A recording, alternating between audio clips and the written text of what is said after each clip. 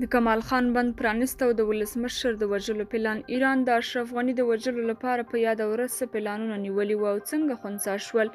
جزئیات یې همدغه ویډیو کې وګورئ او مینه ټي وي چینل هم سبسکرایب کړئ.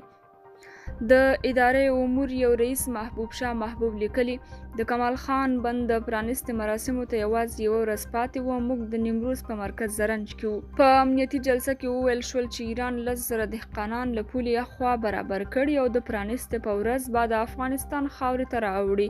ټول به په بند یرغل کوي. دویم پلان دا دی چې د غونډې له پیل سره سم د کمال خان پر بند توغندي راځي. دا زموږ لپاره هیښوونکې خبره وه. د نیمروز امنیتي مسؤلینو ویل چې باید مخکې له مخکې اماده واوسو. که وضعیت په همدې ډول وي نو د ولسمشر راتګ ستونزمن دی. د ولسمشر د ځانګړي ګارد مرستیال ویل چې زموږ امنیتیان یوازې د بند شاوخوا سیمو امنیت نیولی شي، نور کار د اردو پولیسو او سرحدي ځواکونو دی.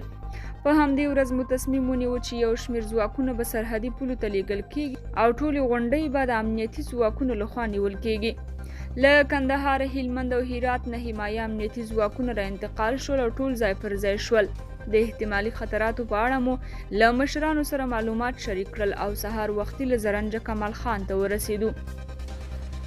لا به ولسمشر نه و را رسېدلی چې د ملي امنیت رئیس ویل ایران 4 موټر بم را لیږلي او زموږ د معلوماتو له مخې یو یې تر کمال خان را رسېدلی دی چې د پرانیستې په پیل کې به انفجار وکړي. ایران پلوي طالبانو هم د جګړې امادګي نیولې وه.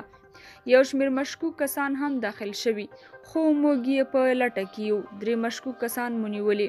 د ملي امنیت دا راپورونه اوس زما لپاره عادي و، ځکه په کابل کې په یوه ورځ پس راتګ مکتوب لیږه چې نن د فلاني ځای کې وژني، مګر بیا به ژوندی وم. په لومړیو کې خو مې خوب بیخي ورک شوی و، مګر وروسته بیا عادت شوم. موږ ټول د ولسمشر پر راتګ ناخوښ وو، ځکه د مرګ 80% خطر یې و او پی پی اس بار ویل چې وضعیت ښه نه دی. مګر ولسمشر زموږ د ټولو اندېښنو په ځواب کې یوازې دا ویل، که مې سر هم ځي کمال خان په خپلو لاسو پرانیزم.